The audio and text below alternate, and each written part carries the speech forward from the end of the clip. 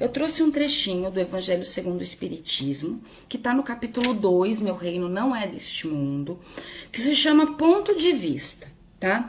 Ele diz assim, ó: a ideia clara e precisa que se faça da vida futura proporciona inabalável fé no porvir.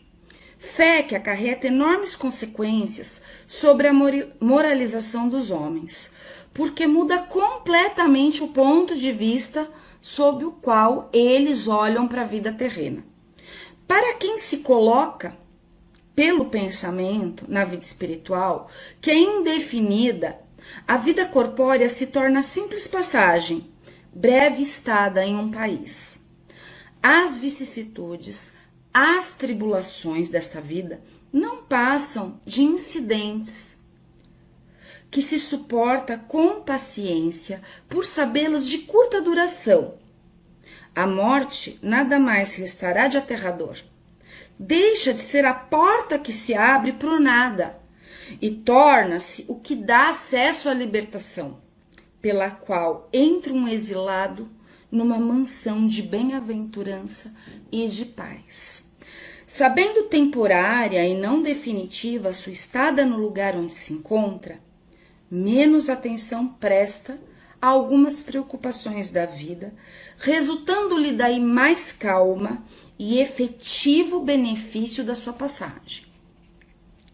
Agora, pelo simples fato de duvidar da vida futura, o homem dirige todos os seus pensamentos apenas para a vida terrestre, sem nenhuma certeza do porvir, nenhum bem divisando mais precioso do que os da terra. Torna-se qual a criança que nada mais vê do que os seus brinquedos. E não há o que não faça para conseguir os únicos bens que lhe afiguram ser reais. Muito bem, então é um capítulo bem interessante, dá pra gente fazer muitas reflexões. Deixo aqui o convite para que depois vocês leiam ele na íntegra, são 3 folhas, né? Mas é muito, traz reflexões preciosas pra gente. Então vamos pensando aí nesse ponto de vista, então de como é que eu olho para essa vida, né? Só como ela é, aquilo que me parece, né? Uma estadia material, ou como eu olho para essa vida do meu aspecto, do meu entendimento a respeito da vida espiritual. Vejam, antes desse texto do ponto de vista, no capítulo 2, O Meu Reino Não É Desse Mundo, tem um texto muito lindo também que se chama A Realeza de Jesus. E é por essa reflexão que a gente vai começar para chegar nesse ponto de vista. Então, como a gente disse na nossa prece de abertura, a nossa maior referência, né, o nosso maior ensinamento, que a gente entende por preciosa lição, é o Evangelho. É o que Jesus nos trouxe, né? Então, ele nos traz, né, a Boa Nova, o Evangelho, a sua vida inteira como modelo. E por muitas vezes ele traz pra gente, na sua passagem pelo nosso planeta, né, o nosso governador planetário passando aqui pela gente, deixando essas lições preciosas e estando conosco, ele traz pra gente que o reino dele não é deste mundo. Então, em vários momentos, ele falou sobre um outro mundo. Em vários momentos, ele falou sobre a vida futura. Em vários momentos, ele falou sobre os tesouros da alma. Né? Então, quando ele fala, ó, o meu reino não é desse mundo, por que ele precisa dizer isso? Porque as pessoas na época e no tempo dele queriam que ele fosse uma realeza material, né? A realeza do que a gente entende pelo nosso mundo, pela vida no planeta Terra, pela vida material. Né? O tempo todo as pessoas queriam que ele se assumisse como rei. E tinha uma justificativa para isso, era legítimo esse desejo. Eram pessoas oprimidas, eram pessoas que sofriam, eram pessoas que queriam ter esperança, né? Eram pessoas que viviam a desigualdade diariamente. Então, eles queriam um rei, eles queriam efetivamente alguém que chegasse e tirasse eles daquela condição, né, de miséria, de desigualdade. E eles tinham muita fé em Deus. Então, Jesus representava o Messias, né? O Salvador, aquela pessoa que traria a solução, que traria as respostas. Ele trouxe, Jesus trouxe as respostas. Mas foi para aquelas pessoas, né, no tempo deles, para algumas pessoas não eram essas respostas que eles tinham condições de entender ainda. Então a realeza de Jesus não era uma realeza material, mas era uma realeza de força, era uma realeza moral, era uma realeza de ensinamento naquele tempo, de dizer, olha, agora a gente pode entender isso. Tá? Então, aqui vamos entender o que é esse amor ao próximo, vamos entender o que é esse amor a Deus, vamos entender o que é a gente ser melhor, o que é a gente se elevar moralmente, o que é perdoar de verdade, o que é aceitar, que virtudes são essas, né? O que é importante para o ser espiritual. Ele disse tudo isso. E a realeza dele é a realeza da coragem. Porque no tempo dele, ele diz coisas para pessoas que não estavam, que tinham outras ideias, outros costumes, outras tradições. Então pensem, né? Entre lá os judeus, ele falar, ele explicar sobre os tesouros da alma, né? Sobre o que é importante, sobre aquilo que a gente leva com a gente no nosso espírito, na nossa alma. Isso define a forma como a gente vive, tá? Quando a gente pensa sobre isso, o nosso modo de viver é diferente. Então hoje, quando a gente fala sobre pontos de vista, nós estamos refletindo sobre como nós estamos vendo o mundo espiritual. Isso tem a ver com a nossa fé, porque a fé, a gente pode dizer, eu acredito, né? A fé é aquilo que a gente acredita, né? Então, eu acredito no mundo espiritual. Eu acredito na vida futura. Eu acredito que tem mais para além da matéria. Eu acredito que eu não tô indo pro nada, que aqui não é. Eu acredito, eu tenho uma fé. Só que a fé, na verdade, a gente pensa e fala, mas ela tem um outro lado, que é o lado da vivência, né? Como no meu dia hoje, pensem no dia de vocês. Cada um reflita sobre o que fez hoje, né? Desde o momento que acordou até agora. Pensem aí nas atividades. Então eu posso dizer sobre a fé.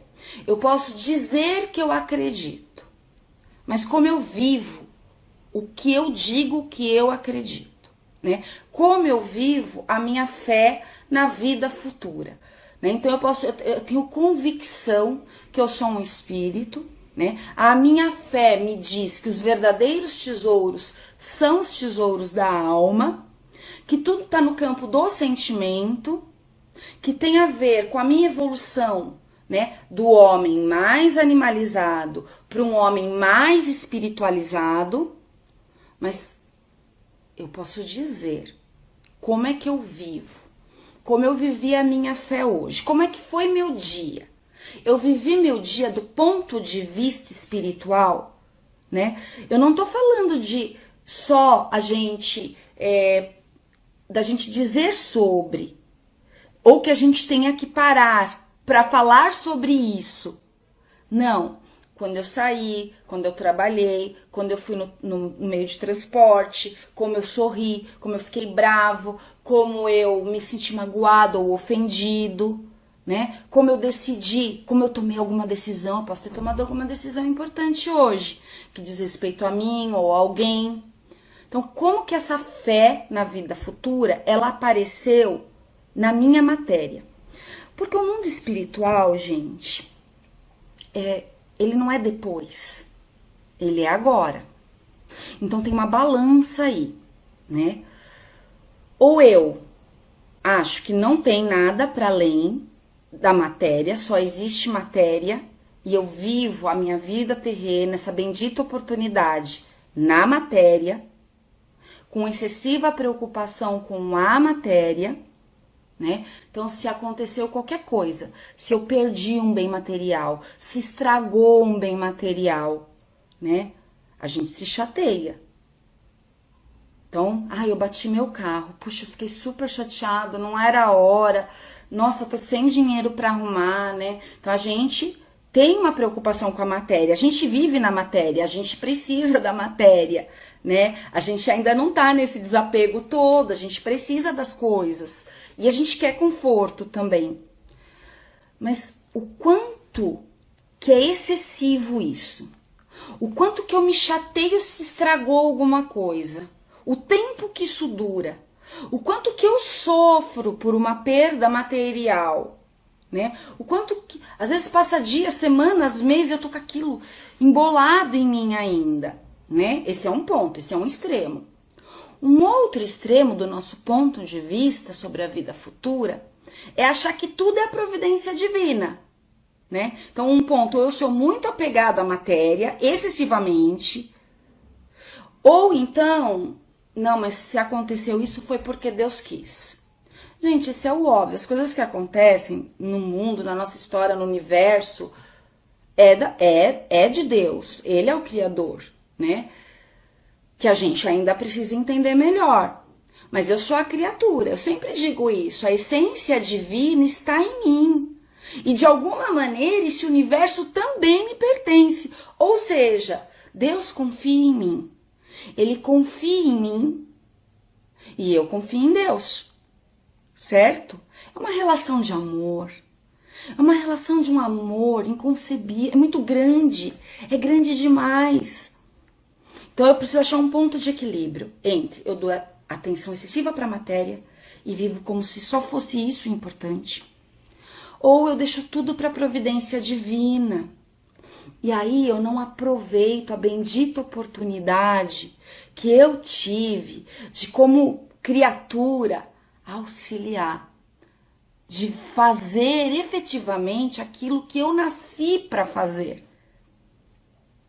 Né? Eu evoluo, a gente já sabe, a gente melhora, a gente quer se elevar moralmente. Esse é o nosso plano, é o plano de todo mundo. E não é fácil. Mas não existe um segundo do nosso dia que não seja uma oportunidade de viver na matéria com um ponto de vista, com uma ótica da vida espiritual, que é o que eu sou. Eu sou um ser espiritual. Nós vivemos juntos. Nós vivemos coletivamente, uns ensinando os outros. Ora eu ensino, ora eu aprendo. Ora eu ajudo, estendo a minha mão, ora sou eu que estou no chão e preciso que alguém me estenda a mão. Então, achar um ponto de equilíbrio dessa ótica. E ainda no Evangelho, gente, olha que bacana.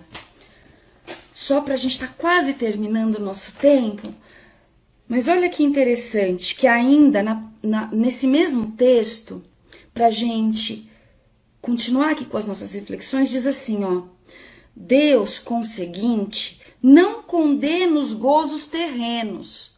Ou seja, Deus quer que a gente seja feliz, a gente está na matéria, né?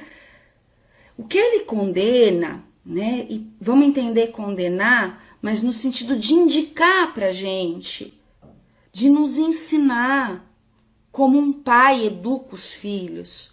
O abuso desses gozos em detrimento das coisas da alma. Contra tais abusos é que se premutem os que a si próprios aplicam estas palavras de Jesus. Né? Então, aquele que se identifica com a vida futura, então quando a gente conseguir entender da nossa vida real, da nossa vida espiritual, a gente vai se assemelhar a um rico que perde sem emoção uma pequena soma. Mas aqueles cujos pensamentos se concentram só na vida terrestre, assemelha-se ao pobre que perde tudo e aí entra em desespero. Né? Então que a gente possa compreender que tesouros são esses da alma, que a gente possa viver essa agenda espiritual na matéria diariamente. Mas a gente só consegue fazer isso se a gente achar um ponto de equilíbrio. E esse ponto de equilíbrio está justamente na fé traduzida nas nossas ações do dia a dia, entendendo que somos seres espirituais. Uma linda e abençoada noite para todos nós.